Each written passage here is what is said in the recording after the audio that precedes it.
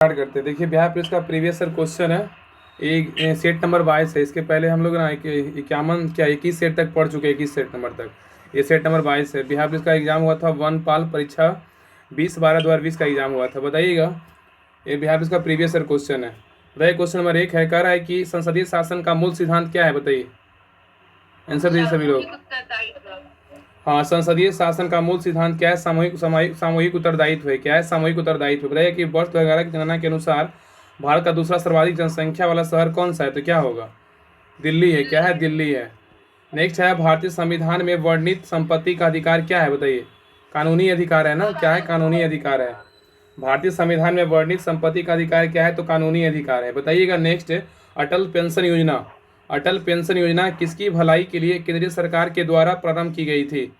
असंगठित क्षेत्र के कामगारों के लिए। कह रहा है कि अटल पेंशन योजना किसकी भलाई के लिए केंद्रीय सरकार के द्वारा प्रारंभ की गई थी? और संगठित क्षेत्र के कामगारों के लिए। नेक्स्ट है, किसने 1857 क्रांति को राष्ट्रीय क्रांति घोषित किया? क्या होगा? Benjamin Disraeli. क्या होगा? Benjamin Disraeli. नेक्स्ट है, किस पोर्टल का उद्देश्य बाल श्रम मुक्त समाज से है? तो क्या होगा? पेनिसिलिन। क्या है? पेनिसिलिन। नेक्स्ट है, जोगिंदर सिंह युद्ध स्मारक का उद्घाटन भारत के किस राज्य में किया गया? तो क्या होगा?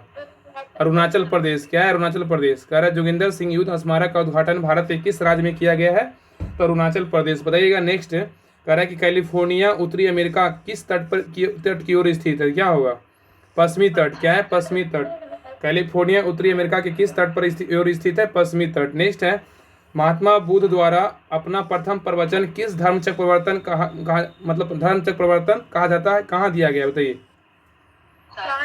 सारनाथ में। हाँ, सारनाथ में। नेक्स्ट है, उच्चतम न्यायालय की न्यायिक पुनर्विलोकन की शक्ति किस अनुच्छेद में अंतर्गत आती है? तो क्या होगा?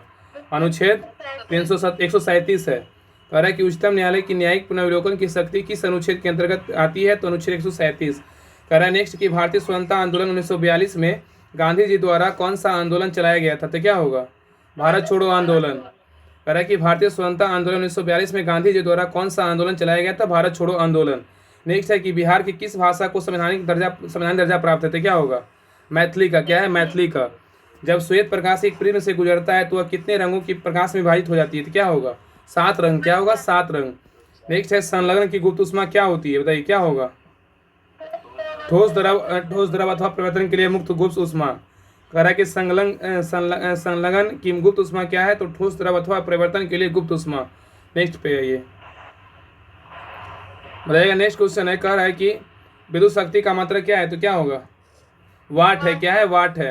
रहा कि बांध में संग्रहित जल की ऊर्जा से मुक्त होती है क्या? स्थितिज ऊर्जा। क्या होगा? स्थितिज ऊर्जा। नेक्स्ट है, डॉपलर प्रभाव के अनुसार जब स्रोत प्रेक्षक की ओर चलता है तो वह क्या करता है? तो क्या होगा? वह स्रोत से ज़्यादा आवृत्ति मापता है। कह रहा है कि डॉपलर प्रभाव के अनुसार जब स्रोत प्रेक्षक की ओर चलता है तो वह क्या करता है? वह स्रोत से ज़्यादा आवृत्ति मापता है। नेक्स्ट है, प्रकाश की विवर्तन घटना क्या दर्शाती है? प्रकाश की अनुप्रस्थ प्रकृति दर्शाती है। कह रहा है कि प्रकाश की विवर्तन घटना क्या दर्शाती है? प्रकाश की अनुप्रस्थ प्रकृति दर्शाती है। नेक्स्ट है, चुंबकीय क्षेत्र की एसआई मात्रा क्या है? तो टेस्ला है। क्या है? टेस्ला।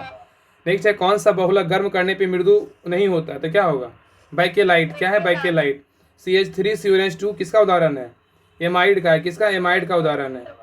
नेक्स्ट है, सूखी बर्फ किसे कहते हैं? सूखी बर्फ बोलेगा तो ठोस कार्बन डाइऑक्साइड को बोलते हैं, ठोस कार्बन डाइऑक्साइड को। नेक्स्ट है, सल्फर ट्राइऑक्साइड S3O9। कह रहा है सल्फर ट्राइऑक्साइड S3O9 त्रिक अणु में SS बंध की संख्या कितनी होती है? तो 0 होता है। क्या होता है? 0 होता है। दृश्य प्रकाश की आवृत्ति परास कितना होता है? 400 नैनोमीटर से 700 नैनोमीटर तक होता है। कह रहा है कि दृश्य प्रकाश की आवृत्ति परास कितना होता है? 400 नैनोमीटर से 700 नैनोमीटर तक होता है। नेक्स्ट है, जब कोई प्रकाश किरण से सघन माध्यम में विरल माध्यम से प्रवेश करती है तो क्या होता है? वह विलंब से दूर मुड़ जाती है। कह रहा है कि जब कोई प्रकाश किरण सघन माध्यम से विरल माध्यम में जाएगा तो क्या होगा? वह विलंब से क्या होगा? दूर मुड़ जाएगा। आगे, एथिलीन से एथिलीन क्लोराइड का निर्माण किसका उदाहरण है? योगात्मक अभिक्रिया का है। नेक्स्ट है, गति के तीसरे नियम के अनुसार बल एवं प्रतिबल किस तरह का कार्य करता है? तो क्या होगा? विपरीत दिशाओं में अलग अलग वस्तुओं पर कार्य करता है। कह रहा है कि गति के तीसरे नियम के अनुसार बल एवं प्रतिबल किस तरह कार्य करता है? तो विपरीत दिशाओं में अलग अलग वस्तुओं की तरह कार्य करता है। नेक्स्ट है, किस धातु की ऑक्साइड बनाने की प्रवृत्ति सबसे ज्यादा है? क्या होगा? Ca का, कैल्शियम का। ऊर्जा का ऐसे मात्रा क्या है? तो जूल है। क्या है? जूल। यदि स्प्रिंग में धारा प्रवाहित की जाती है तो स्प्रिंग का क्या होगा? संकुचित होगा। क्या होगा? संकुचित होगा। आगे आइए, बताइए कि खुली श्रृंखला वाले हाइड्रोजन जिसमें सी बंद होता है क्या कहलाता है? एल्कीन कहलाता है। क्या कहलाता है? एल्कीन कहलाता है। प्लास्टर ऑफ पेरिस क्या मिलकर कठोर बनता है तो क्या होगा? पानी। क्या है? पानी। हाइड्रोजन पेरोक्साइड क्या है? हाइड्रोजन पेरोक्साइड बोलेगा तो ऑक्सीकारक व अपकारक दोनों है। एंट्रोपी की इकाई क्या है? एंट्रोपी की इकाई बोलेगा तो जीरो केल्विन मोल। क्या है? मोल प्रति। एंट्रोपी की इकाई क्या है? जूल प्रति केल्विन प्रति केल्विन मोल।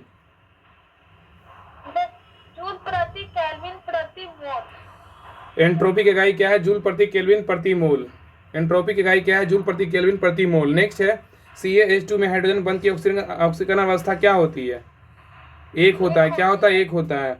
जीन अभियांत्रिकी में जीन का क्या किया जाता है तो क्या होगा? मैनिपुलेशन होता है। क्या होता है? मैनिपुलेशन। हाँ, जीन अभियांत्रिकी में जीन का क्या किया जाता है? मैनिपुलेशन किया जाता है। नेक्स्ट है किसके कोशिकाओं में DNA होता है तो क्या होगा? केंद्रक में। क्या होगा? केंद्रक में। जीव कृमि एकोन वर्म किसका साधारण भाषा में नाम है तो क्या होगा? बैलोनोग्लोसस। बैलोनोग्लोसस है।